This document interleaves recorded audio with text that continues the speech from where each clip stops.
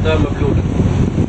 المكان الجاف هو الصالون. المكان المبلول هو منطقه دايف ديك. منطقه الدايف ديك بتبتدي من اخر مكان في المركب لحد المكان اللي انت خلعت فيه الشوز هنا بالظبط. بيبقى هنا في باب، الباب ده باب الصالون، بتخش مرتين، مره في الفطار ومره في الغداء. بتخش 5 الاكل يناكل هنا يناكل بره الصالون. تمام.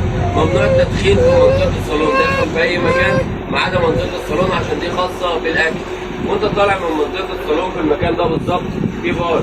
البار ده عليه المشاريب بتاعتك، عليه كوفي ميكس، شاي، ميه سخنه، ميه ساقعه، كوبايات بلاستيك، كوبايات كرتون. المشاريب البارده في كوبايات الكرتون، المشاريب البارده في كوبايات البلاستيك، المشاريب السخنه في كوبايات الكرتون. كلهم سبرايت هيطلعوا لنا بعد وجبه الغداء. وجبه الغداء بعد الراوند الاول او الثاني ان شاء الله. تمام. احنا دلوقتي بنعمل بانوراما حوالين دهب، وهنرجع الصيف اللي احنا نعمل فيه سنوركلينج ودايفنج اسمه بافيليون ريف. بنخلص رحلتنا هناك الساعه 3 وربع بالظبط. بنكون على المارين من 3 وربع ل 3 ونص ان شاء الله. بنرجع على المارين اللي احنا اتحركنا من عليه. عندنا 2 راوند سنوركلينج على مدار اليوم.